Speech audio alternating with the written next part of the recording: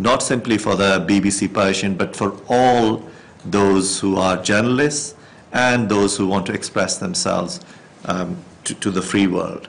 So I am very concerned about the state responses, and in particular the BBC Persian. Yeah. I took strength from the position of the United Kingdom government to accord Nasrin Ratcliffe the diplomatic protection status, although I'm not sure to what extent in the environment that we are, how it would work out in terms of her eventual release. But indeed, I am quite concerned about her situation.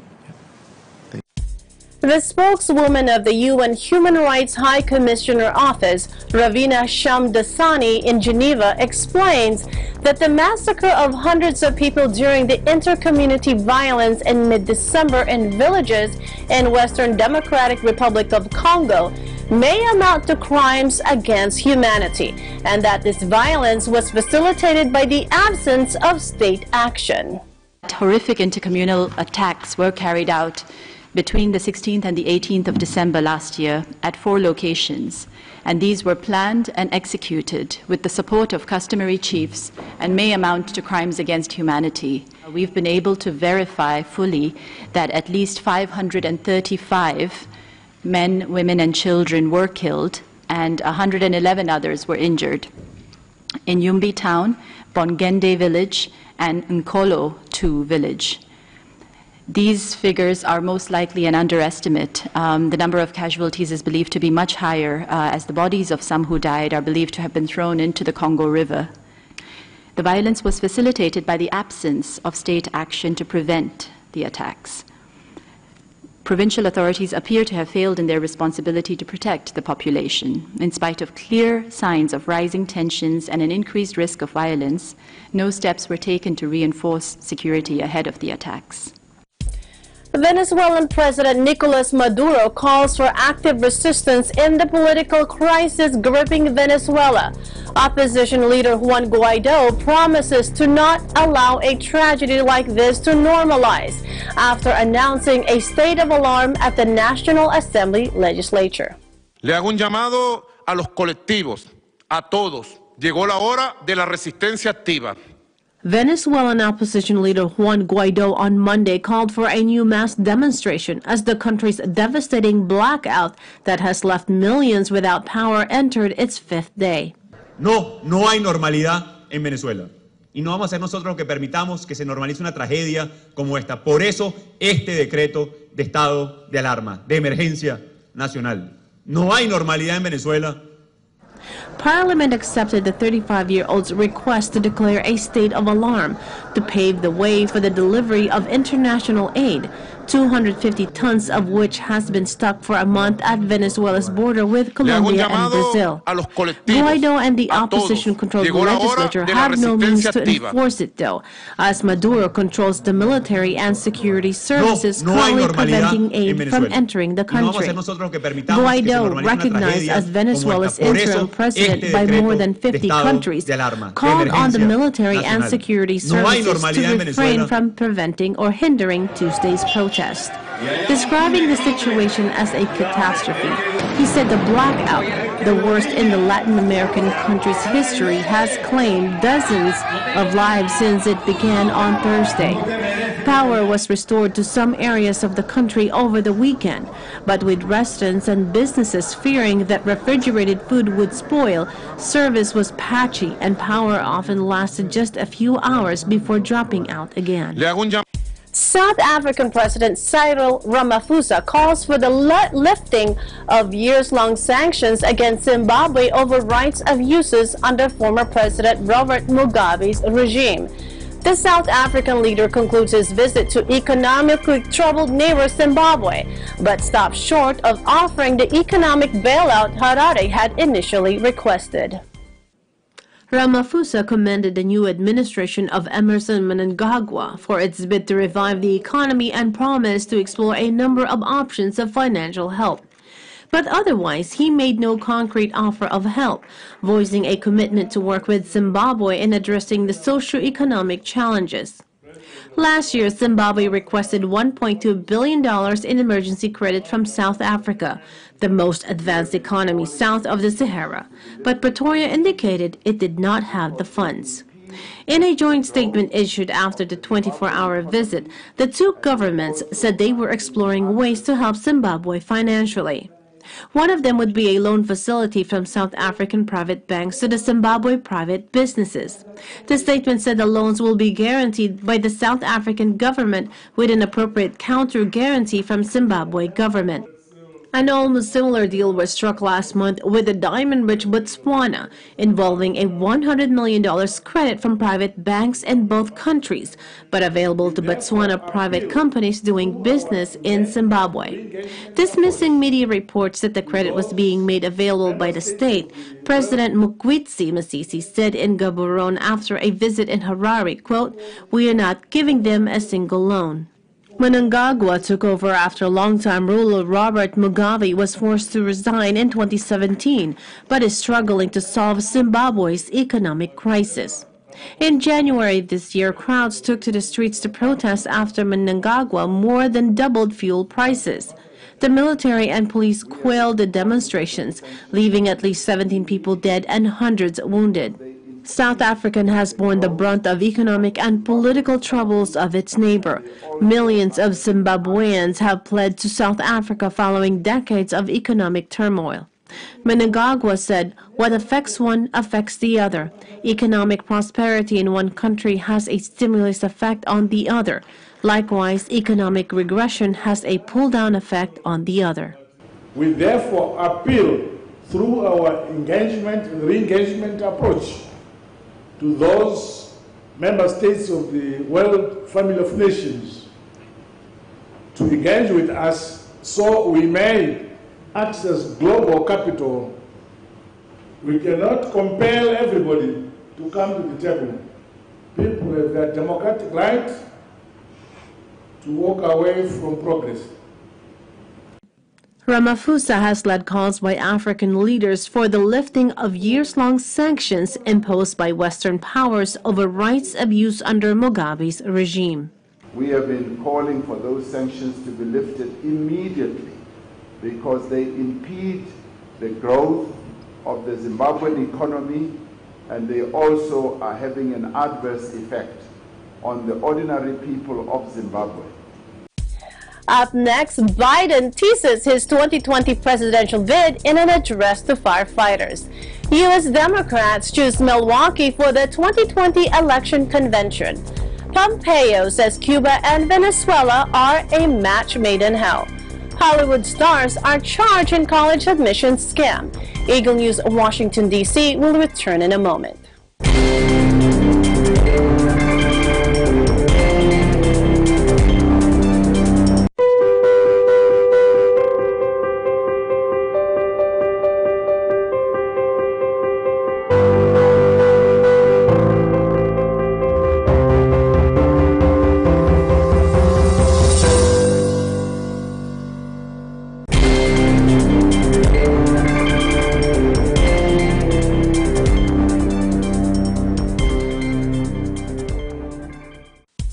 Welcome back. You are watching Eagle News, Washington, D.C.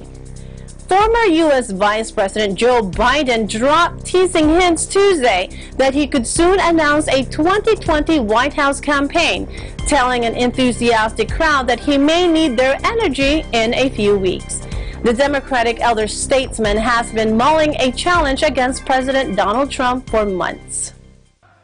While he tops nearly all early polls for the Democratic nominations race, strategists and election observers have stressed he is under pressure to enter the crowded field soon or bow out. Much about Biden's address to the International Association of Firefighters in Washington suggested he is in, attendees waving printed "Run, Joe, Run" placards. Recollection from his blue-collar roots, criticism of the current president without naming him, and soaring oratory about America's leadership role in the world. I appreciate the energy you showed when I got up here. Save it a little longer. I may need it in a few weeks. I think about that time after 9/11 a lot these days. We were so united. Today, we seem to be at each other's throats. The ugliest extremism is on the rise in this country. We saw it most vividly in Charlottesville. Mean pettiness has overtaken our politics. Sometimes it seems like we can't govern ourselves or even talk to one another. When the room rose in unison for a standing ovation, Biden grinned, "Be careful what you wish for." Biden would be an instant frontrunner should he enter the race. He would occupy the centrist lane in a field of Democrats whose party has steadily shifted leftward since Trump's presidency began. He has another opportunity to reveal his plan later this week when he addresses a Democratic Party dinner Saturday in Delaware, the small state he represented for 36 years in the U.S. Senate until his stint as Barack Obama's deputy. Biden took aim at the current administration's policies, including Republican tax cut for the super wealthy and Trump's new budget request that would slash billions of dollars from national safety net programs. He also hit out at the tone of the Trump era, saying extremism is on the rise and mean pettiness has overtaken our politics. But he insisted that the creed which makes America great is the understanding that everyone gets a shot. He said, quote, "That's what the next president of the United States needs to understand, and that's what I don't think this current president understands at all." Biden also movingly recalled the tragic death of his first wife and their daughter in a pre-Christmas car accident in 1972, just weeks before he was to be sworn in as a senator, and praised the work of firefighters who he said saved his two sons who were severely injured in the crash. Democrats have chosen Milwaukee as the site of their 2020 election convention in an effort to win back swing voters in the American Rust Belt who helped elect Donald Trump. In announcing the decision Monday, the Democratic Party emphasized it is the first time a Midwest city other than Chicago has been chosen to host a party convention in more than 100 years. I am thrilled to announce that in 2020, for the first time in history, the Democratic Party's national convention will be held right here in the great state of Wisconsin, in the great city of Milwaukee. Milwaukee is a proud majority-minority city. Diversity is our greatest strength, and Democrats believe that diversity is and always will be one of the things that will always make America great. Midwestern states where steel, automobile, and other manufacturing industries have withered in recent decades were crucial to Trump's unexpected victory in the 2016 presidential election. Many blue-collar voters in struggling Rust Belt towns switched allegiance to vote for Trump, counting on his promises to revitalize American manufacturing. He won the upper Midwestern state of Wisconsin, a crucial battleground home to Milwaukee, by a mere 23,000 votes out of nearly 3 million cast. Democratic National Committee Chairman Tom Perez told a news conference, "Where you hold a convention is a very strong statement of your values." Emphasizing the unionized working-class roots of the city, he said, quote, "It's a very strong statement of who we are as a party and who and what we're fighting for." 490 days, and this place will be hopping. 490 days, and we will have a discussion about how to retake our democracy in the city of Milwaukee. That discussion will not only ripple across Lake Michigan, it will ripple across the world. Every single question I ask, every single decision I make as DNC chair is motivated by one overriding concern. How can we win elections and take back our democracy? Democrats had been considering 3 candidates for their convention, which will be held July 13 to 16, Milwaukee, Houston, and Miami. David Axelrod, the chief campaign strategist for former President Barack Obama, said on Twitter, "Milwaukee is a smart choice for Democrats.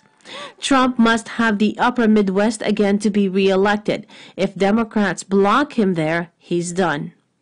Week-long conventions by both Democrats and Republicans are held at the heights of the election campaign after primary contests in each state vote on the party's nominees. Although the candidates are virtually certain to be known by then, the televised nominating convention are considered crucial for introducing candidates to general election voters. Republicans last year announced their convention would take place in Charlotte, North Carolina. The southern city hosted the Democrats' convention in 2012 when Obama kicked off his successful re-election bid.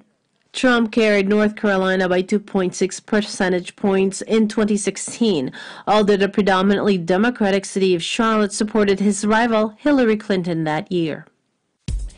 UN Secretary of State Mike Pompeo said the partnership between Venezuela's Nicolas Maduro and the Cuban government Miguel Diaz-Canel is, quote, a match made in hell. Cuba is the true imperialist power in Venezuela. The Cuban government of Miguel Diaz-Canel provides political cover for Maduro and his henchmen so that they may stay in power. The Maduro regime sends up to 50,000 barrels of oil to Cuba per day. And Cuba needs this cheap Venezuelan energy to prop up its tottering socialist economy, while Maduro needs Cuban expertise in repression to keep his grip on power. That's a match made in hell. According to unsealed court records, Hollywood actresses, chief executives, financier, a winemaker, and a fashion designer are among 50 people indicted in a nationwide university admissions scam. Desperate Housewives star Felicity Huffman and fellow Hollywood actress Lori Loughlin were among those indicted Tuesday in a multi-million-dollar scam to help children of the American elite cheat their way into top universities. Federal prosecutors said the accused allegedly cheated in admissions tests or arranged for bribes to get their children into prestigious schools, including Yale, Stanford, Georgetown, and the University of Southern California. They paid a bogus charity run by Californian William Brick Singer millions, both to arrange for people to fix SAT and ACT entrance exam for their children, and also to bribe university administrators and sport coaches to recruit their children, even when the children were not qualified to play university-level sports. 56-year-old Huffman and 54-year-old star of Full House Loughlin were among 33 parents accused of conspiracy to commit mail fraud and honest services mail fraud in joining the scheme. Loughlin's fashion designer husband Massimo Giannulli was also on the list. 4 people accused of running the scam, and 13 officials associated with university sports and the testing system were also charged. According to Andrew Lealing, the U.S. attorney in Boston, Massachusetts, where the case was filed, the payments range from $200,000 to $6.5 million. Lealing said wealthy parents paid Singer about $25 million in total. Today we have charged 33 parents nationwide with hiring Singer's group to defraud testing companies and/or various universities. These parents are a catalog of wealth and privilege. They include, for example, CEOs of private and public companies, successful securities and real estate investors, 2 well-known actresses, a famous fashion designer, and the co-chairman of a global law firm. Coaches, including the women's soccer coach at Yale University and the sailing coach at Stanford University, took between $200,000 and $400,000 to accept the students onto their teams. He said some simply never showed up, some pretended an injury, and some played and then quit. He said none of the students were charged and most remain at the universities. The parents and other defendants are clearly the prime movers in this fraud. The investigation, which went on for 1 year, did not lead to charges against any universities. Lealing said the schools have not been seen as co-conspirators. When we come back, we will take you to Chile's Cerro Santa Lucia, a place that gives a picturesque view of Santiago. Eagle News Washington, D.C. will return shortly.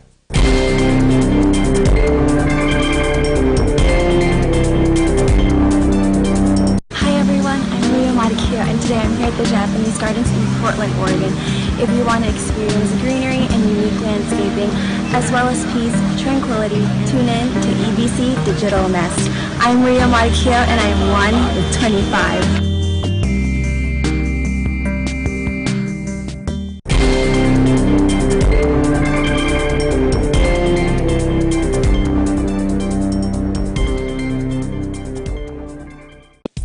This is Eagle News, Washington, D.C. I am Sarah Nackman. Said to be a remnant of a 50-million-year-old volcano, this hill in Santiago, Chile is a sight to behold. Ready to have your breath taken away? Eagle News correspondent Nadine Duenas will take us now to Cerro Santa Lucia. Isn't it that when you visit a place, one of the things you look for is the perfect spot where you can take a panoramic picture of the city? Well, if you are planning to visit Santiago, Chile, Cerro Santa Lucia is what you are looking for. Towering over the city at 69 meters high, this beauty is considered a perfect spot to relax, unwind, and breathe in the view. This urban treasure is built on a hill located in the heart of the city and situated along Alameda del Libertador Bernardo O'Higgins in the south, Santa Lucia Street in the west, and Victoria Subercaseau on the east. Cerro Santa Lucia is recorded as the remnant of a 50-million-year-old volcano. It used to be a lookout point for conquistadors when they were conquering Chile. It is also atop this hill where Pedro de Valdivia declared the founding of Santiago in 1541. This 65,300 square meter park, full of bronze gates, metal stairways, and eye-catching fountains and statues, is one of the city's prides and joys. Here you can also find tree species, ornamentation of European origin, and relics from its Chilean colonial past. Not to mention picture-perfect sites such as the Hidalgo Castle, Neptuno, and Caupolicán terraces. But its main attraction is the Torre Mirador, the park's highest point. To get there, you must climb the final staircase, which is quite steep and narrow. However, it's worth the climb, because once you get to the top, you'll be surprised by panoramic views over the city and to the Andes Mountains beyond. And then you will come to understand every single word of the saying, the best view comes after the hardest climb. Reporting from Santiago, Chile, I am Nadine Duenas, 1 with 25. Gracias, Nadine. That is today's Eagle News, Washington, D.C. Join us again tomorrow for stories that matter to you. Visit our websites at Eaglenews.PH and EagleNewsLive.com. Like us on Facebook, follow us on Twitter at Twitter.com/EagleNewsPH. On behalf of Eagle News, Washington, D.C., thank you for watching. I am Sarah Nackman, and I am 1 with 25.